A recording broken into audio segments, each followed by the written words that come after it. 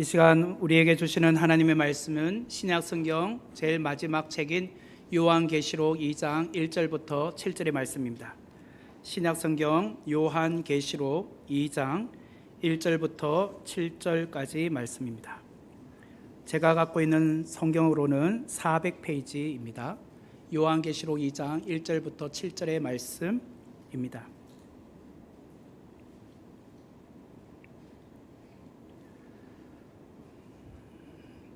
제가 봉독해 드리겠습니다. 에베소 교회의 사자에게 편지하라. 오른손에 있는 7뼈를 붙잡고 7 금 촛대 사이를 거니시는 이가 이르시되, 내가 내 행위와 수고와 내 인내를 알고 또 악한 자들을 용납하지 아니한 것과 자칭 사도라 하되 아닌 자들을 시험하여 그의 거짓된 것을 내가 드러낸 것과 또 내가 참고 내 이름을 위하여 견디고 게으르지 아니한 것을 아노라. 그러나 너를 책망할 것이 있나니 너의 처음 사랑을 버렸느니라. 그러므로 어디서 떨어졌는지를 생각하고 회개하여 처음 행위를 가지라. 만일 그리하지 아니하고 회개하지 아니하면 내가 내게 가서 내 촛대를 그 자리에서 옮기리라. 오직 내게 이것이 있으니 내가 니골라 당의 행위를 미워하는도다. 나도 이것을 미워하노라. 귀 있는 자는 성령이 교회들에게 하시는 말씀을 들을지어다. 이기는 그에게는 내가 하나님의 낙원에 있는 생명나무의 열매를 주어 먹게 하리라. 아멘. 오늘부터 우리는 요한계시록 2장과 3장에 나오는 요한계시록에 있는 소아시아 7교회에 대해서 한 주씩 살펴보고자 합니다. 중간에 절기가 있을 때는 절기 관련된 설교를 하겠지만 그 나머지는 이제 7주에 걸쳐서 요한계시록 2장과 3장에 나오는 소아시아 7교회를 살펴볼 것입니다. 7개 교회는 이렇게 구성되어 있습니다. 화면에 보시면 제일 8시 방향일까요? 거기 해변가 쪽에 보면 에베소 교회가 있고요. 거기서부터 시계 방향 위로 올라갔다가 돌아오는데요. 서머나 교회, 버가모 교회, 두아디라 교회, 사대 교회, 빌라델비아 교회, 라오디게아 교회, 이렇게 7개의 교회입니다. 오늘날은 이제 터키, 튀르키예라고 하죠. 그 지역에 있는 곳이 바로 이 7개의 교회입니다. 그런데 그 당시 소아시아에 있었던 7개의 교회 외에도 다른 교회들이 있었습니다. 예를 들자면 드로아 교회, 빌레도 교회, 골로새 교회, 히에라폴리스 교회, 이렇게 교회들이 여러 교회들이 있었습니다. 하지만 그 중에서도 7개 교회를 대표적으로 고른 이유는 우리가 흔히 성경에 7이라는 숫자는 완전수죠. 그러므로 7이라는 숫자를 통해서 그 당대에 뿐만 아니라 오늘 이 시대까지 지금까지 존재하고 있는 모든 교회를 그냥 대표하는 샘플이다라고 보시면 될 것 같습니다. 앞으로 7개 교회를 살펴보므로 우리 선목교회는 어떤가, 우리 선목교회 성도들은 어떤가를 한번 서로 이렇게 비교하고 점검하는 시간이 되었으면 합니다. 에베소 교회가 위치하고 있는 에베소 지역은 로마 제국에 속한 도시 중에 4번째로 큰 항구 도시였습니다. 로마 제국 안에 소속된 항구 도시 중에 4번째로 큰 항구 도시입니다. 그 당시 에베소 인구는 25만 명이었다고 합니다. 굉장히 크죠. 그리고 에베소는 로마 군대가 주둔하고 있지는 않았지만 총독이 정기적으로 이렇게 순회하면서 재판을 여는 자치권을 부여했던 도시가 바로 에베소였다고 합니다. 화면에 보시면 에베소에는 세계 7대 불가사의 중에 하나로 꼽히는 아데미 신전이 있었던 곳입니다. 지금은 그냥 흔적만 남아 있는데요. 굉장히 웅장하고 컸습니다. 아데미 신전이 이렇게 화면에 나오죠. 그 안에 보면 아데미 신이 있었는데 아데미 신은 여신입니다. 이런 말씀 드리면 좀 죄송하지만 그 가슴을 보면 유방이 24개나 있습니다. 그것은 풍요의 신이다라는 뜻이에요. 많은 자손을 낳게 하고 또 뭐 농사적으로나 모든 것을 풍요롭게 해준다고 해서 그런 아데미 신을 섬겼다라는 거예요. 이처럼 에베소는 아데미 신앙의 중심지였습니다. 그러니 우상 숭배와 미신과 주술이 성행하였을 뿐만 아니라 수천 명의 여사제들이 그 아데미 신전에서 일을 하면서 그런 성행위를 통하여서 축제를 벌였다는 거예요. 이처럼 음란하고 타락한 도시가 에베소였습니다. 그런데 이런 도시에 교회가 세워졌습니다. 그 교회가 에베소 교회입니다. 에베소 교회가 세워지게 된 배경은 바울이 2차 선교 여행 중에 브리스길라와 아굴라의 도움으로 이곳 에베소에 교회를 세우게 되었습니다.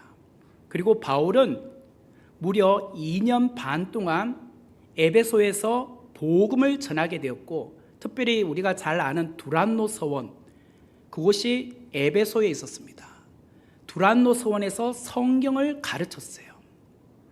그러다가 이제 그가 다른 지역으로 가야 될 상황이 되어서 바울은 그의 영적인 아들인 디모데에게 2대 감독, 오늘로 말하면 담임 목사로 세우고 가게 되었습니다. 그리고 훗날 디모데는 또 그의 후임으로 예수님의 12제자 가운데 한 분인 사도 요한을 세웠습니다. 사도 요한은 예수님의 모친 마리아를 모시고 있었거든요. 예수님께서 십자가에 달려 죽기 전에 이 여인 마리아를 내 어머니를 부탁한다고 했잖아요. 그래서 사도 요한은 그 예수님의 모친 마리아를 모시고 에베소 지역으로 가서 평생을 그곳에서 살게 돼요. 그리고 오늘날도 에베소에 가면 마리아의 무덤도 있고 사도 요한의 무덤도 있습니다. 그러다 보니까 이 에베소란 교회는 우리가 정말 흔히 말하면 정말 설교의 대가, 목회의 대가라고 하는 사도 바울이 1대 목사님이었고, 2대 목사님은 디모데였고, 3대 목사님은 사도 요한이었다는 거예요. 그런 분들 밑에서 성경을 배웠으니 얼마나 이 에베소 지역의 성도들이 복받았을까요? 그런데 3대 목사로 지냈던 사도 요한이 도미티안 황제의 박해 때에 밤모섬의 유배를 가게 되었습니다. 그곳에 있으면서 요한계시록을 쓰게 됩니다. 그러면서 그 안에 2장과 3장에 걸쳐 있는 이 7개 교회에 대해서 편지를 쓰게 돼요. 그리고 가장 먼저 그가 사역했던 에베소 교회에게 편지를 보내게 됩니다. 그 내용이 오늘 요한계시록 2장 1절부터 7절의 말씀입니다.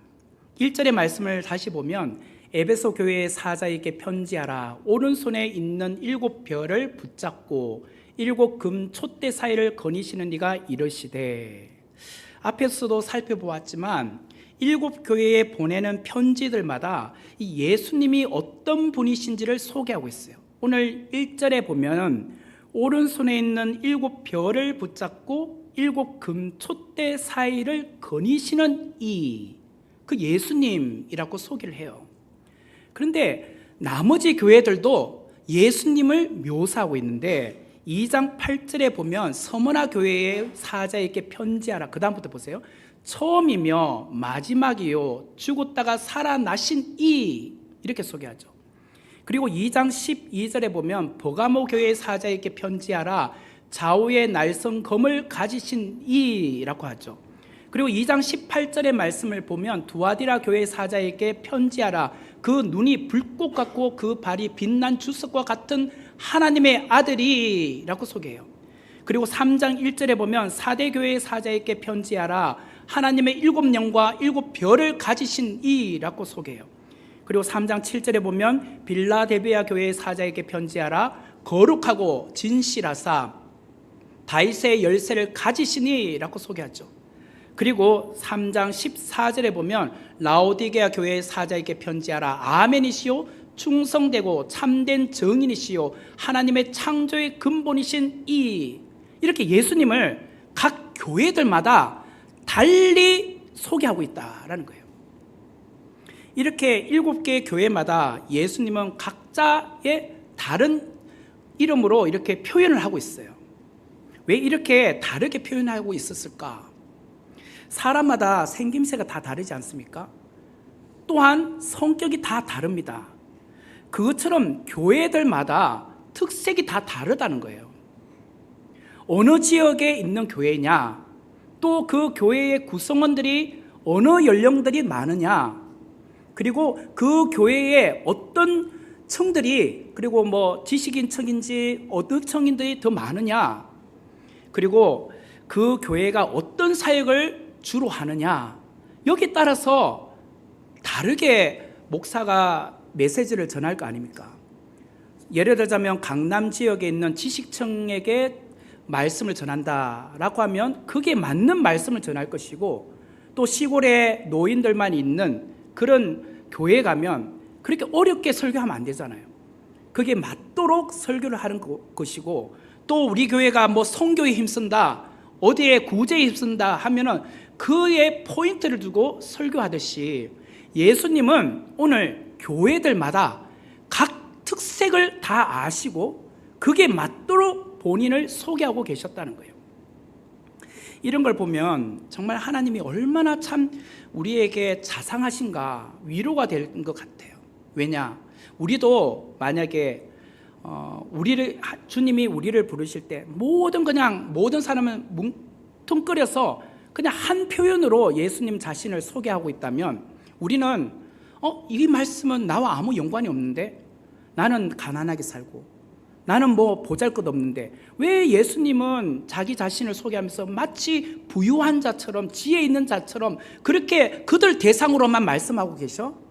나는 어려워, 나는 이해도 안 돼, 나는 나와 상관없는 것 같아, 이렇게 생각이 들잖아요. 하지만 주님은 우리를 너무나도 잘 아시기에 우리에게 가장 합당한 말씀으로 적용하고 있더란 거예요. 그것이 예수님을 어떻게 묘사하고 있는가에 소개되어 있다는 거예요. 저는 설교를 준비하면서 이런 생각을 해보았어요. 오늘 7개 교회들마다 예수님이 자기 자신을 표현하고 계시잖아요. 만약에 주님께서 선목교회의 사자에게 편지하노라 라고 하면서 그 다음에 예수님이 자기 자신을 어떻게 묘사할까 참 궁금해요. 여러분 안 궁금하십니까? 저는 어제 이 설교를 준비하면서 정말 주님은 우리 선목교회를 어떻게 자기 자신을 묘사할까? 그게 궁금하더라고요. 1절의 말씀을 다시 보면 오른손에 있는 7별을 붙잡고 7금 촛대 사이를 거니시는 예수님이라고 자기 자신을 소개합니다. 왜 오른손에 있는 7별이라고 했을까요? 이 오른손에 있는 7별은 영적 지도자인 목회자들을 말해요. 목회자들. 그리고 7금 촛대란 교회를 말합니다. 주님은 그의 오른손으로 영적 지도자들인 목사를 붙잡고 있다는 거예요. 오늘 주의 종인 저를 붙들고 있다는 거예요. 그리고 주님의 몸된 교회 사이를 거니시고 계시다. 여기서 거니신다는 것은 이런 것과 같아요. 마치 순찰 차량이, 경찰 차량이 우리 동네를 이렇게 운전하면서 이렇게 다니는 거예요. 왜 다니죠? 불량한 사람은 없는지, 어떤 특이한 사항은 없는지, 그렇게 순찰하면서 다니는 거잖아요. 그 말을 달리 말하면 우리 마을을 보호해 주는 거잖아요. 안전을 지켜주시는 거잖아요. 마찬가지로 주님께서 7금 촛대 사이로 거니신다는 것은 우리 교회를 보호하고 계시다는 거예요. 주님은 오늘 이 시간 선목교회를 거니시고 있어요. 오늘 하나님께 예배드리는 이 시간 주님은 부족한 저를 붙들고 있어요. 담대하게 이 강단에서 복음을 전할 수 있도록 영적으로 붙들고 계시다는 거예요. 또한 우리 성도들을 붙들고 계세요. 오늘 제가 여러분들에게 말씀 전할 때 그 말씀을 받아들이는 여러분의 심령 가운데 이 말씀이 정말 우리 가슴에 울리는 메아리처럼 그 말씀으로 결단하고 살아야겠다는 다짐을 갖도록 성령 하나님께서 역사하고 계시다는 거예요. 이것이 오늘 1절에 주님께서 내가 누구다라고 말하는 거예요. 오른손에 있는 7별을 붙잡고 7금 촛대 사이를 거니시는 주님께서 에베소 교회를 바라보시면서 두 가지를 말씀하셨어요. 첫 번째는 칭찬이요, 두 번째는 책망이셨습니다. 그런데 이 순서가 바뀌면 안 됩니다. 책망을 먼저 하고 칭찬을 나중에 하면 안 돼요. 우리도 누군가를 이렇게 대화할 때 그분에게 어떤 책망할 거리가 있다 하더라도 먼저 칭찬하셔야 돼요. 아, 너 이런 건 정말 잘하는 것 같아. 정말 귀해. 그런데 있잖아, 요거는 하나 고쳤으면 좋겠다. 그러면서 책망을 하는 거예요. 그래서 그 사람이 받아들일 때 어떻게 마음문이 이렇게 닫히지 않아요.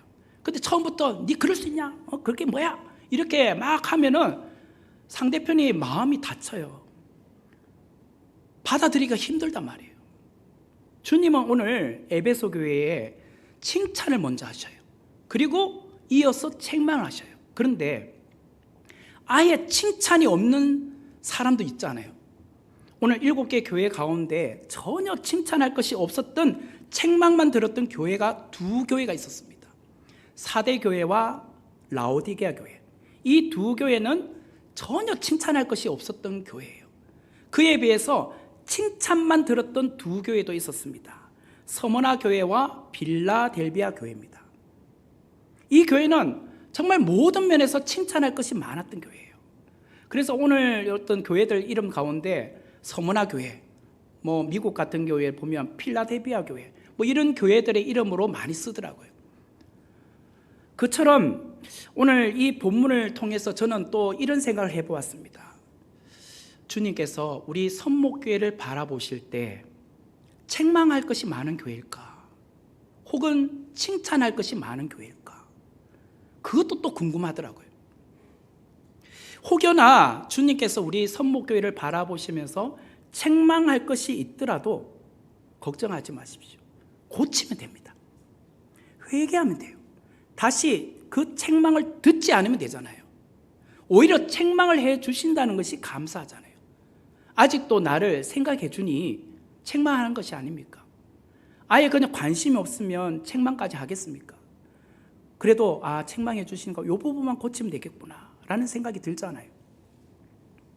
그렇다면 에베소 교회가 주님으로부터 들었던 칭찬은 무엇일까요?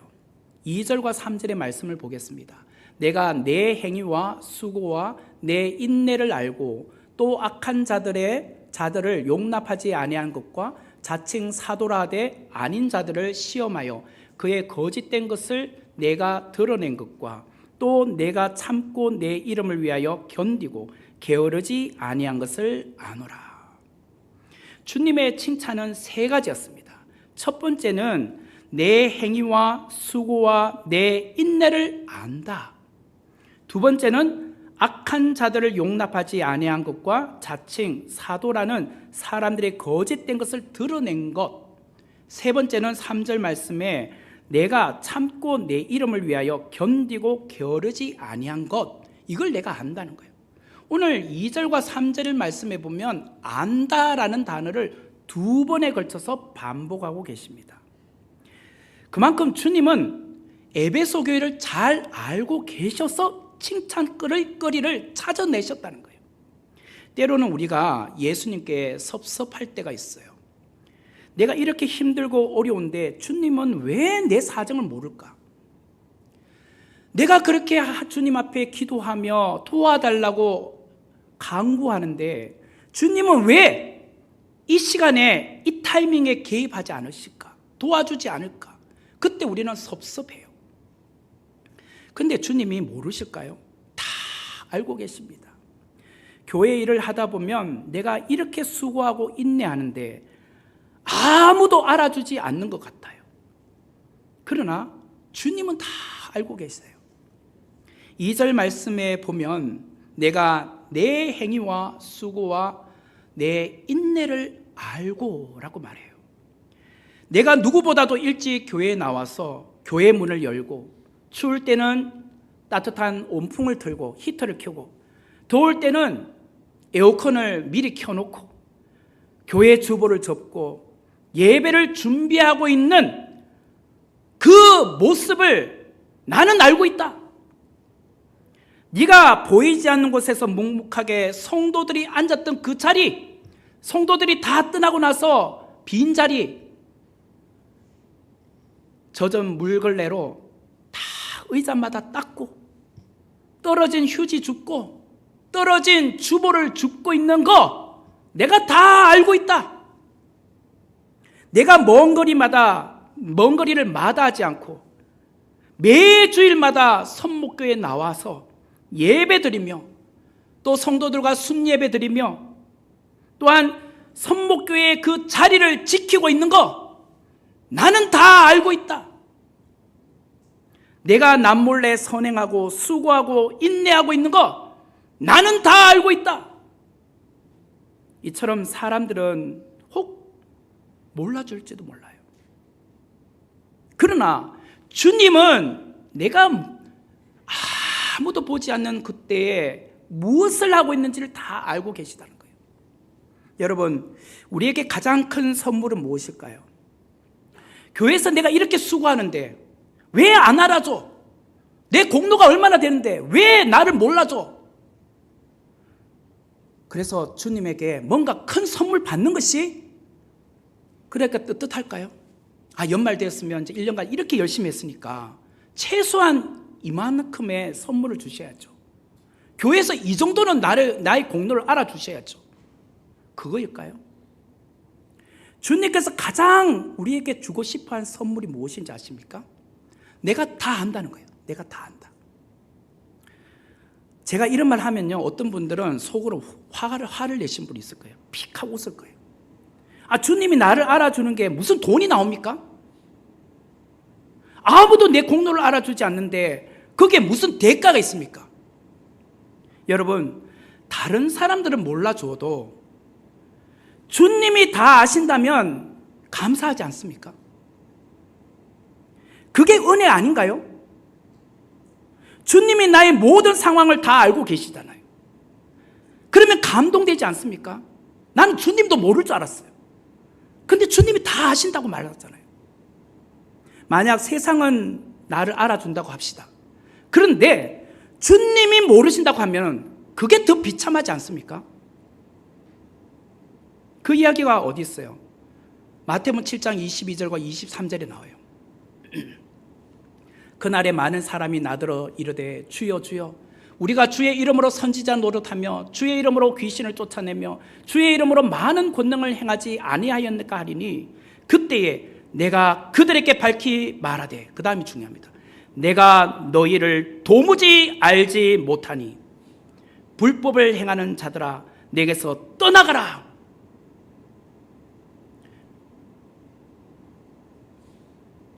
주님의 재림 때에 우리가 주님 앞에 섰어요. 주님, 나 아시죠? 나 주의 이름으로 선지자 노릇했어요. 주의 이름으로 귀신도 쫓아냈어요. 주의 이름으로 많은 권능을 행했어요. 지금 주님을 위하여 일했잖아요. 사역했잖아요. 근데 주님이 나 너 몰라. 네가 누구냐? 그러면 얼마나 비참하겠냐 말이에요. 혹여 이 땅에서 많은 영광을 받지 못한다 할지라도, 혹여 이 땅에서 많은 공로를 내가 인정받지 못한다 할지라도, 이 땅에서 상급을 많이 받지 못한다 할지라도 주님이 나를 아신다. 그러면 된 거 아닙니까? 그게 가장 큰 축복이요. 그것이 가장 큰 상급 아닌가요? 주님이 아시면 됐잖아요. 그러면 천국에 갔을 때 당당하잖아요. 에베소 교회는 다른 지역의 교회보다도 큰 교회였어요. 그래서 주변의 연약한 교회들을 돕고 선한 일을 많이 했던 교회였습니다. 이처럼 에베소 교회 성도들은요, 물심양면으로 헌금도 내고 몸으로 헌신했어요. 왜? 주위에 우리 교회보다 더 연약한 교회들이 많았으니까. 그들의 모든 행위와 수고와 인내를 오늘 주님께서 나 다 알고 있어. 너 그동안 열심히 사역한 거, 열심히 헌금해서 선교하고 주위의 약한 교회들 도와준 거 내가 다 알고 있다고 말씀하세요. 또한 2절의 말씀을 보면 또 악한 자들을 용납하지 아니한 것과 자칭 사도라 하되 아닌 자들을 시험하여 그의 거짓된 것을 내가 드러낸 것, 바로 그것도 내가 칭찬하고 있다는 거예요. 이 말씀은 교회 안으로 들어온 잘못된 교리를 가려내고 그렇게 교회를 분열시키는 자들을 출교시킨 것을 말해요. 교회 안에 이상한 교리들이 들어왔어요. 자꾸 교회를 불량케 해요. 그런 사람들을 골라내는 거예요. 오늘로 말하면 이단이죠. 신천지나 구원파와 같은 사람, 그런 사람들 골라서 야, 우리 교회 안에서 그렇게 하면 안 돼, 잘못된 교리 가르치면 안 돼, 그러면서 그 사람들 출교시켰어요. 교회 밖으로 내쫓았다는 거예요. 우리가 볼 때 왜 내쫓아요? 주님이 그런데 칭찬하셨어요.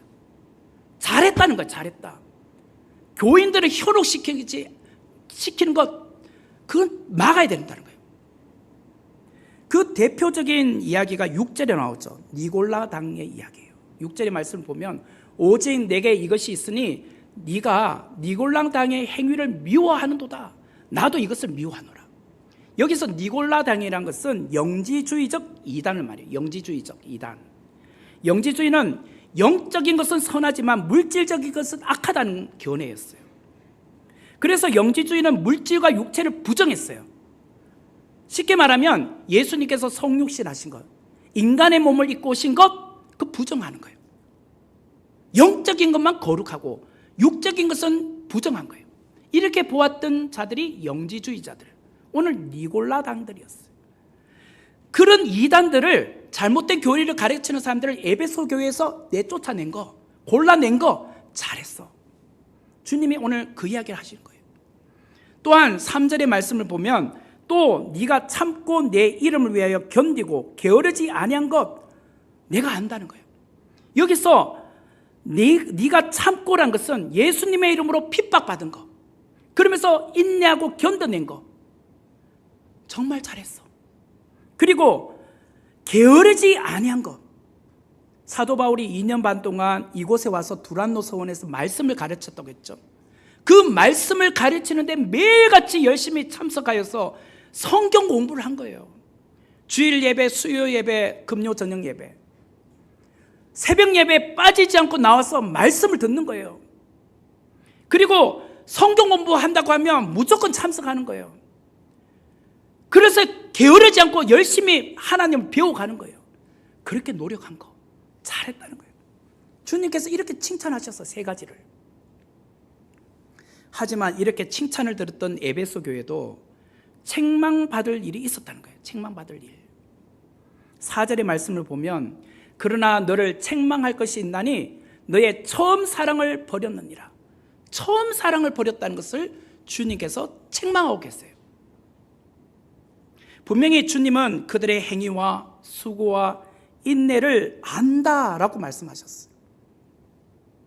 그런데 그들의 행위와 수고와 인내가 어느 순간 보니 사랑 없는 행위를 하고 있었고, 사랑 없는 수고를 하고 있었고, 사랑 없는 인내로 일을 하고 있더란 거예요.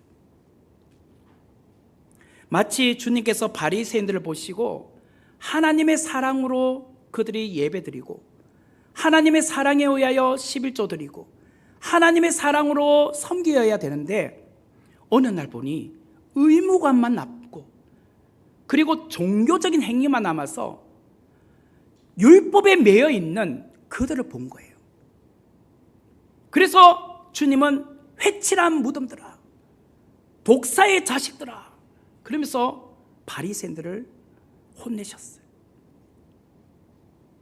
에베소 교회는 바울과 디모데와 사도 바울과 같은 당대의 최고의 담임 목사를 모시고 말씀을 들었던 교회라고 말씀드렸습니다. 그들로부터 신앙교육을 받았습니다. 얼마나 대단합니까? 오늘 만약에 우리 교회에 사도 바울이 계시고 디모데가 있고 또 사도 요한이 계시면 정말 행복할 것 같아요. 정말 이런 좋은 목사님, 훌륭하신 목사님 그런 설교를 매주일마다 들을 수 있다니, 그럼 빠지겠습니까? 그 주일을 기다리죠. 그 예배만 우리는 사모하면서 기다릴 거 아닙니까? 그런데 어느 순간 순수했던 그런 신앙의 모습은 온데간데 없고 형식만 남아있더라는 거예요. 형식만. 매주일 교회에 옵니다. 매주일 예배 자리에 앉아 있어요. 그런데 주일을 기다리며 사모하는 마음으로 이 자리에 나오기보다는 벌써 주일이 다가왔나? 이게 기뻐서 그런 게 아니라 아이고야 벌써 또 주일이 다가와. 엄마 오늘은 교회 안 가면 안 돼? 집에서 온라인 예배 드리면 안 돼? 어제까지 너무 바빴어. 어제 밤에 내가 12시에 집에 돌아왔잖아. 밤에. 그것도 놀다 들어온 거예요. 너무 피곤하잖아. 오늘 그냥 집에서 온라인으로 내가 예배 드릴게. 엄마가 호통칩니다. 교회 가야지. 일어나 어서. 그래서 어쩔 수 없이 일어났어요. 오늘 적용되는 분이 있을 것 같은데 어쩔 수 없이 옷을 주섬주섬 입고 챙겨 입었어요. 근데 머리도 안 감았잖아요. 그래서 모자를 푹 쓰고 덮쓰고 나와요. 또 화장도 안 했거든요. 그래서 마스크를 딱 쓰고 얼굴을 가리고 있어요. 그래서 어쩔 수 없이 교회 자리에 앉아 있어. 근데 시간이 너무 지루한 거야.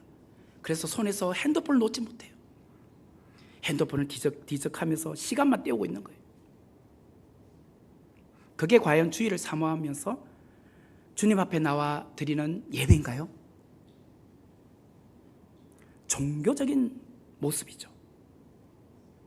교회 예배 드리러 가는 즐거움과 행복이 없다면 처음 사랑을 잃은 거예요. 또한 설교 말씀을 여러분들이 듣고 있는데 이 말씀이 너무 지루해. 계속 시계만 봐. 아이고 이제 2분밖에 안 졌다. 아이고 어떡해. 말씀에 대한 사모함이 없이 시간을 빨리 지나가기만을 기다리고 있다면 그런 분들도 오늘 처음 사랑을 버린 거예요. 평소에 식사기도만 했고 평소에는 성경을 전혀 읽지 않다가 주일날만 성경책을 들고 와요. 그것도 내가 읽고 싶어서 성경책에 있는 것이 아니라 오늘 목사님이 요한계시록 2장 1절부터 7절 말씀을 찾으라고 하니까 그냥 폈어요. 그것도 내가 읽는 게 아니에요. 목사님이 읽어줘요. 그거로 성경 읽은 거예요. 일주일 내내 그렇게 또 살아요. 교회에 와서 사역하는데 기쁨이 없어요. 열정이 없어요. 그런 사람은 처음 사랑을 잃은 거예요. 그리고 하나님보다 세상이 더 즐거워요. 세상 것에 너무 관심이 많아요. 그러면 처음 사랑을 잃은 거예요. 오늘 예배를 드리는 우리는 어떻습니까? 스스로를 한번 점검해 보세요. 내가 무엇 때문에 예배하고 있을까? 내가 무엇 때문에 선목교회에 오늘 예배 자리에 왔는가? 내가 무엇 때문에 섬기고 있는가? 내가 무엇 때문에 헌금하고 있는가? 한번 생각해 보세요.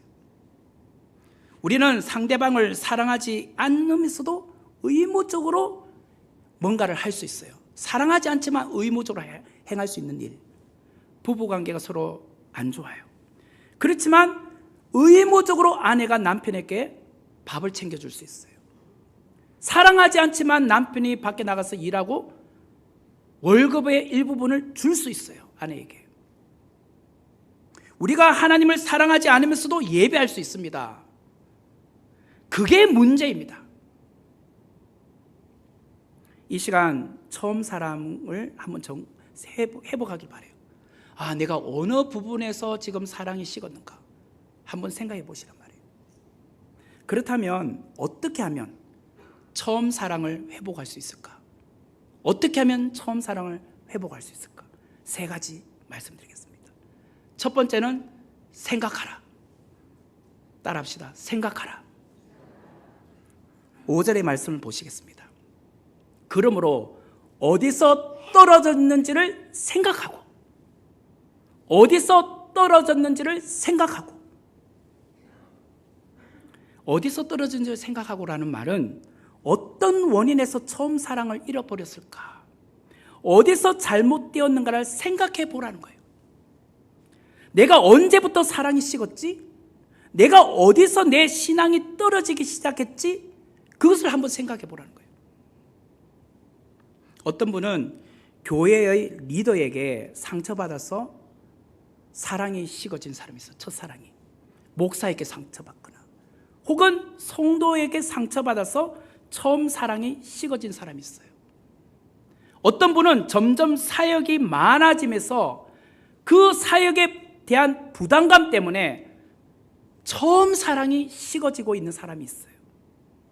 어떤 분은 세상의 즐거움이나 나태함으로 인하여 신앙심이 점점 떨어지고 있는 사람이 있어요.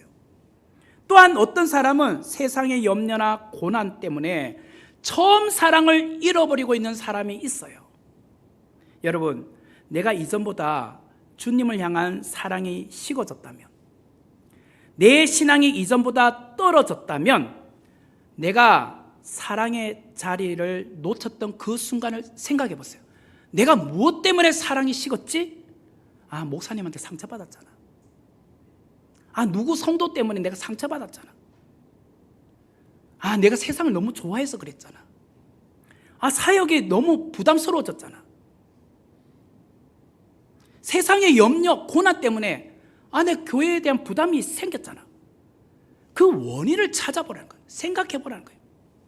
그리고 그 자리에서 결단하시길 바라요. 이게 생각하라는 거예요. 두 번째로, 어떻게 하면 처음 사랑을 회복할 수 있을까? 회개하라. 따라합시다. 회개하라. 5절의 말씀 다시 보겠습니다. 그러므로 어디서 떨어지는지를 생각하고 그 다음 말, 회개하여. 회개하여. 처음 사랑을 잃어버린 그 원인을 이제 알았다면 그 다음에는 회개하셔야 돼요. 회개. 주님, 제가 교회 리더십에, 제가 교회 어떤 성도에게 상처를 받다 보니 처음 사랑을 잃어버렸네요. 주님, 제가 사역을 하면서 상처를 받아 처음 사랑을 잃어버렸어요. 주님, 제가 세상의 성공을 너무 쫓다 보니 처음 사랑을 잃어버렸어요. 주님, 제가 어려움을 겪고 낙심 가운데 있다 보니 처음 사랑을 잃어버렸어요. 주님, 제가 세상의 친구들과 사귀다 보니 처음 사랑을 잃어버렸어요. 주님, 용서해 주십시오. 이제는 주님을 온전히 따르는 자로 살고 싶어요. 주님, 용서해 주세요. 그렇게 회개하셔야 된다는 거예요. 우리 안에 그런 참된 회개가 필요해요. 세 번째로, 어떻게 하면 처음 사랑을 회복할 수 있을까? 처음 행위를 가지라. 처음 행위를 가지라. 따라합시다. 처음 행위를 가지라. 5절의 말씀 다시 보면, 그러므로 어디서 떨어졌는지를 생각하고 회개하여 그 다음 처음 행위를 가지라. 처음 행위를 가지라는 것은 재헌신하라는 뜻이에요. 재헌신하라. 하나님께 회개했다면 그 다음에는 우리가 주님께 처음 행위를 가졌던 것을 재헌신해야 돼요. 재헌신. 주님을 처음 만났을 때 내게 주셨던 그 말씀을 붙들으라는 거예요. 예수님의 수제자였던 베드로는 예수님께서 십자가에 달리기 전에 신문 받으셨을 때에 닭이 울기 전에 3번 주님을 부인했잖아요. 그로 인해서 사랑이 식었어요. 그때 주님께서 베드로에게 찾아오셔서 무엇이라고 했습니까? 요한복음 21장에 보면, 요한의 아들 시몬아, 네가 이 사람들보다 나를 더 사랑하느냐? 이렇게 물으셨어요. 제가 만약에 주님이었다면 저는 이렇게 말할 것 같아요. 베드로 이놈, 너는 어찌하여 그렇게 지조가 없었니? 수제자 맞아 이놈아. 어찌 네가 했던 말 절대로 주님을 떠나지 않겠다고 했지, 왜 지키지 못해 임마? 나를 배신하고 도망쳐? 얘 이놈, 떠나버려 임마. 저는 이렇게 했을 것 같아요. 근데 주님이 무엇이라고 했습니까? 요한의 아들 시몬아, 네가 이 사람들보다 나를 더 사랑하느냐? 이렇게 물으셨어요. 그 말에 베드로가 어떻게 해요? 내가 닭 울기 전에 주님을 3번 부인했지. 내가 어디서 처음 사랑을 잃어버렸는지를 발견한 거예요. 생각한 거예요. 그리고 회개했잖아요. 주님, 이제 제가 그렇게 하지 않겠습니다. 그리고 제 헌신을 다짐해요. 주님, 그러하나이다. 내가 주님을 사랑하는 줄 주님께서 아시나이다. 그때 주님이 내 양을 먹이라. 제 헌신이잖아요. 너는 이제 고기 잡는 자가 아니라 사람을 낚는 어부가 되리라고 했잖아요. 그때 그게 헌신의 자리였잖아요. 이제 내 양을 먹이라. 그 말이잖아. 다시 재헌신, 그 자리로 나아갔다는 거예요. 오늘 예배를 드리는 우리 중에 처음 사랑을 버린 분 계신가요? 처음 사랑을 잃어버린 분 계십니까? 그렇다면 내가 어디서 떨어졌는지 생각하십시오. 그리고 회개하십시오. 그리고 재헌신하십시오. 5절의 말씀을 다시 보면 뒷부분에 만일 그리하지 아니하고 회개하지 아니하면 내가 네게 가서 내 촛대를 그 자리에서 옮기리라. 평소 맛집으로 소문나 있는 어떤 이제 가게가 있었습니다. 식당이 있었는데 많은 손님들이 늘 붐볐어요. 맛있다는 입소문 때문에 멀리 살고 있는 사람들도 뭐 몇 시간 걸쳐서 이 맛집을 찾아와서 음식을 먹어요. 그런데 어느 날부터 이상하게 처음 같지 않는 거예요. 친절하지도 않고 그때 그 맛이 나지 않아요. 그러니까 고객들이 주인이 배가 불렀나 봐. 왜 장사를 이딴 식으로 하지? 그렇게 말하기 시작한 거예요. 그러면서 서서히 사람들의 발걸음이 끊어지기 시작하더니 결국 그 식당이 운영이 안 돼서 문을 닫았다는 거예요. 만일 주님께서 처음 사랑을 회복할 수 있는 3가지 해결책을 우리에게 주셨음에도 불구하고 실천하지 않는 자에게 무엇이라고 한다고요? 내가 너의 촛대를 그 자리에서 옮기리라. 촛대를 옮긴다는 것은 뭘까요? 이제 더 이상 너의 기도 듣지 않겠다. 이제 더 이상 너의 예배를 받지 않겠다. 이제 더 이상 너에게 능력을 부어주지 않겠다. 이제 더 이상 영적 축복을 주지 않겠다. 이 말이에요. 우리가 처음 사랑을 잃었던 그 자리에서 다시 우리가 생각하고 회개하고 재헌신하지 아니하면 주님께서 내가 너에게 부어줬던 능력, 내가 너에게 주었던 영적인 축복 나 거둬갈 거야. 얼마나 무서운 말입니까? 하나님께서 사울을 왕으로 세웠습니다. 처음에는 그 처음 사랑을 갖고 왕으로서 재임했잖아요. 그런데 점점 다윗을 미워하기 시작했어요. 그러면서 악한 영이 들어오잖아요. 그의 나머지 사역은 죽을 때까지 뭐예요? 다윗 죽이는 일만 힘썼어요. 겉으로 보면 왕이에요. 통치자예요. 그러나 이미 그에게는 영적인 능력, 영적인 리더십이 사라졌어요. 사울 왕에게 임했던 하나님의 영적인 파워, 영적인 능력이, 영향력이 어디로 갔죠? 촛대가 옮겨져서 다윗에게로 갔어요. 왜?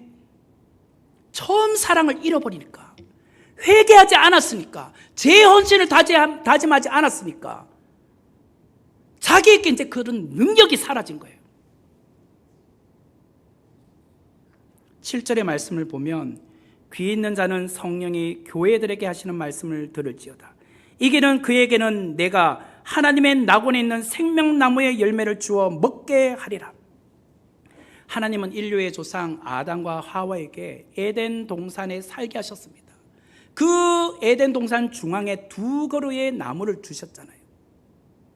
선악을 알게 하는 나무와 생명나무의 실과는 따먹지 말라고 하셨습니다. 그런데 아담과 하와가 선악을 알게 하는 나무의 실과를 따먹음으로 말미암아 죄를 지어서 에덴 동산에서부터 쫓겨났습니다.